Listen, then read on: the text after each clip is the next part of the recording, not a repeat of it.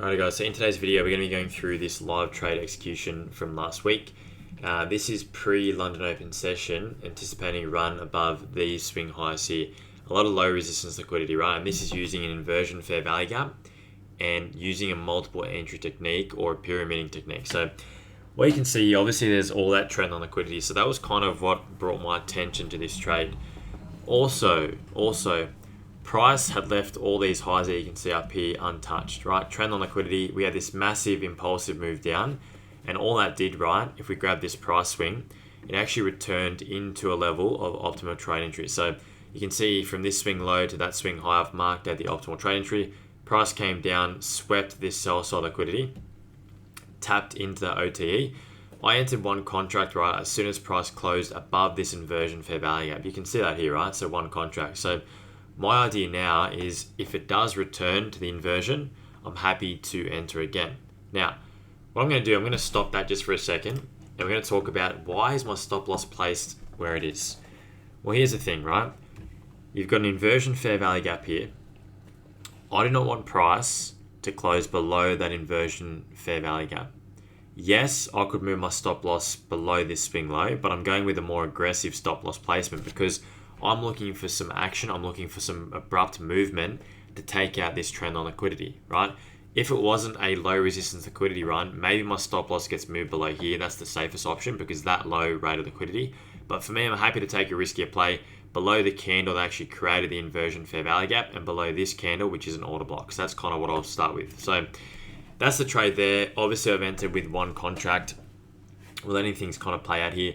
It's a 10-minute trade all in all, right? So quite quick. I've marked out the buy side liquidity points that I'm after. Now, if I'm in with one contract, that would probably be where I take my full profits. What you'll see in a second is if I'm in with multiple contracts, I'm going to take my profits at different points because I've actually entered at different points. So my entry there isn't the most amazing entry. It isn't the most amazing entry, right? But in saying that, it's still a decent entry, and sometimes price doesn't return back to the inversion. So for me, I wanted to take advantage of it. Now, since we've taken out this swing high, we've just taken out this swing high, I demand that if price returns to this inversion, that we respect it, right? So what you can see now, what I'm doing, I'm actually setting these orders. I might set this limit order up just for that top buy side liquidity point, just so I get ready. And I'm also keeping in mind, if we want to retrace back to this inversion, I'm more than willing to execute a trade as we retrace back to this inversion fair value gap. So as I'm in the trade, I'm just kind of watching. If price runs off to take out, this level of buy side, then that's it, right? There's no more contracts added to the position. I'm just going to let that flow, and it is what it is, right? So I like to scale in my positions. You can kind of see that there. I've placed it at the bodies. Notice that, not the wick, because that's where most of the volume rests. At this point, I'm not too concerned. I'm kind of thinking, all right, we're probably going to keep stepping up. And you can see that risk to reward there is like a 1 to 2.36. So I'm more than happy to kind of take advantage of that there. So live trade executions here, inversion fair value gap play, letting the market kind of do its thing. It's always one of those things where, when you're watching this, you might be a bit afraid of, oh, what if it comes back and stops me? Or what if it just runs off and doesn't let me enter again? That's fine. It doesn't matter. Right, this is a pre-market trade, and obviously there's a macro coming in shortly from 150 to 210. So I'm just marking this out, and I'm marking now this swing point, right? This swing point here, and I'm marking out where is equilibrium and what PDRAs rest below equilibrium. And what brought my eyes to it was this inversion fair value gap that I just entered off. So in saying this, let me just pause this, right? Different style of video, but let me pause this. I would not enter from this bullish gap here because it's not below equilibrium. It's not. And there's no order block here. So why would price just stop here and not go lower? Right? If there was an order block here, it might be a bit different. But there's no order block here. There's just an inversion that rests in a level of discount on this previous price leg. So that's also how I use, obviously, the OTE or the Fibonacci tool. And now I'm just getting ready. Right? I'm getting ready. I'm thinking, all right, I'm going to execute some more contracts based on how, price behaves here. So I'm getting ready to do that. And usually what I do now, if I like the reaction, I'll buy it. Then I'll adjust the sell stop pretty quickly. Takes like 1-2 seconds. Doesn't take too long. Right, you can see that right there. So I'm in with 2 contracts now. This brings obviously my average entry price a bit lower, which is good, right? It brings it a little bit lower. So I'm I'm just marking this out. Now this will be my next level of buy side liquidity to target. So keep this in mind, right? Initially when I was in with one contract, all I was targeting was this swing high. Now that I've got the second contract for lower and that's my entry price, my stops stay the same. From this kind of swing point, that is at least like a 1 to 1.5. I'm happy to take a partial there. A partial here, a partial here, and a partial here is what you'll see. So let me play this video again. We're still sitting in that inversion fair value gap, which is fair enough. We've had accumulation, manipulation. I'm looking to take advantage of a distribution move. And now we're digging obviously into that inversion fair value gap. I'm just seeing how it behaves. I'm not making any sudden movements just yet. I'm seeing how it behaves. And if it behaves how I like it, then I'll execute in another contract. And that's kind of how I do it, right? So have a look, right? Have a look here. This is the price action signature I want, right? So you can see I bought another contract there. I like how there's some kind of rejection from that inversion fair value gap. Now you might be like, well, there's no rejection yet, but we've kind of slowed down. Notice that? We've slowed down, guys. So, you know, I've labeled buy side here. We've slowed down. We've had an abrupt move to the downside and we've kind of slowed down here, which is fair enough too. Now I'm kind of setting up all those limit orders, right? So again, bodies is what I like to use rather than wicks, because sometimes it'll raid the bodies and it'll leave relatively highs and it'll save those until later on. So now I've got that sell limit placed where it needs to be. And now obviously I'm in with 3 contracts. Stop loss stays where it is, right? The stop loss does not move yet. And this is how I kind of manage my stop loss placements.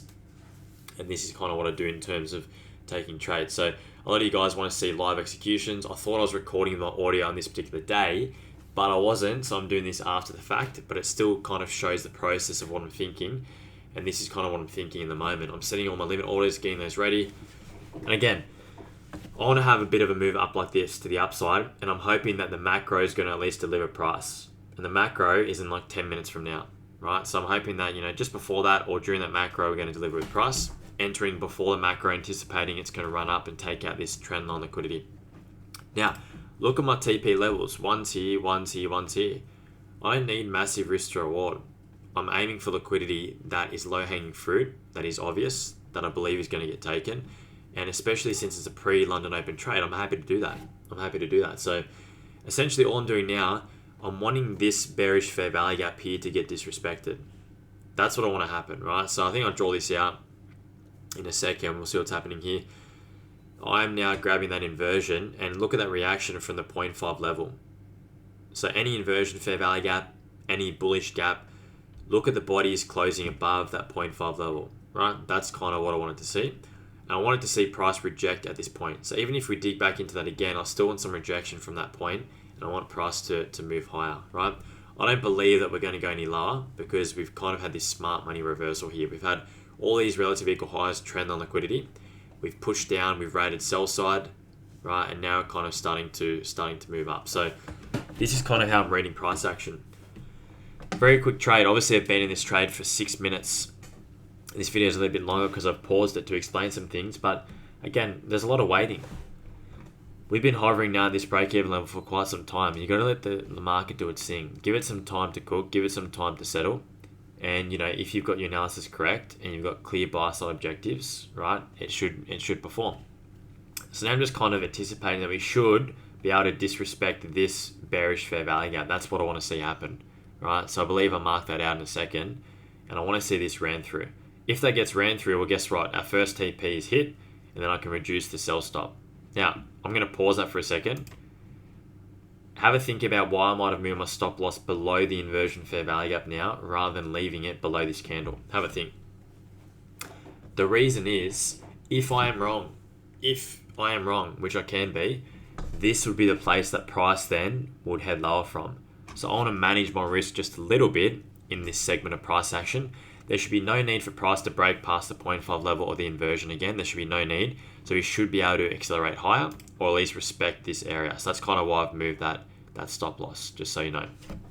Do I move it to break even now? No. It's too early. It's way too early because price can, like, you know, wick back in here again and then continue to buy side. So it's too early for me to actually completely mitigate my risk. I've just mitigated it somewhat, which is just as important, right? So again, buy side's been marked, right? Sell limits in place here. the current time on the chart, you can kind of see in the corner it's 141. We're close to a macro. We're getting close to a macro. So some important things should be happening with price in the next kind of few minutes, ideally. And now we're just waiting. There's a lot of patience. Right? So what we're kind of waiting for is price to expand up. That is what we're looking for. Right? We're looking for some kind of expansion. We've disrespected that bearish gap now. Notice that we've disrespected it. If we disrespected it, we should be able to head to this next swing high, which gave me more confidence to just chill out and then stay in the trade. The macro coming gave me more confidence. The trend on liquidity gave me more confidence. Right? This internal rate here gave me more confidence. There's all these little price signatures, right, that gave me more confidence to enter this trade.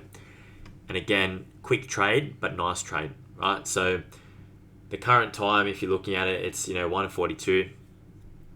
We have a little bit of stagnation in this zone, but I believe then we push up, right? So start to push up. First TP will get hit, and we'll have a look at what happens after that. Once this first TP gets hit, the rest come quite quickly, right? So here's your rate of sell side liquidity. Right, I've just mapped this out. Sell side liquidity has been taken. There is our first take profit hit. Now what I'm going to do is I'm going to reduce that obviously to 2 because I've just sold one of the contracts. And now everything kind of stays as is for now. I'm going to move this up a little bit more. Right, not even to break even yet, just a little bit more. Right, just a little bit more just to manage my risk. So now regardless, I'll be losing nothing on the trade, right? And again, if you have a bit of a look here, I'm drawing out this now. Now this is the last macro from 1250 to 110. That macro manipulated price to the downside to take out liquidity and to tap into a bullish gap over here, right? And we talked about the optimal trade entry that we mentioned before, right? From this swing low all the way to this swing high. And these candles, when we came down during this macro, rated liquidity and tapped into OTE. So you build the narrative as things kind of grow. You allow yourself to get that more confident, and you have that confidence. You have to have confidence in a trade, but you have to have confluences as well. Confidence and confluences, right? They're two very important things. Second TP you can see has just been hit, and then third TP has been hit as well. So, quite a quick kind of movement there. And if you just have a bit of a look, we got rid of that. And there's the trade, guys. So, from this previous dealing range, right, we rated sell side liquidity. We tapped into an imbalance here in a higher time frame. That rested in the optimal trade entry zone. Market structure shift, return. Rate internal liquidity, respect this order block. We push up again, create an inversion. First entry, second, third, targeting low-hanging fruit liquidity points. And that's pretty much it. So if you guys like these types of videos, let me know. I am planning to actually record this with audio live in the moment next time, but I thought I'd post this. If you have any questions, let me know. And until next time, guys, I'll talk to you then.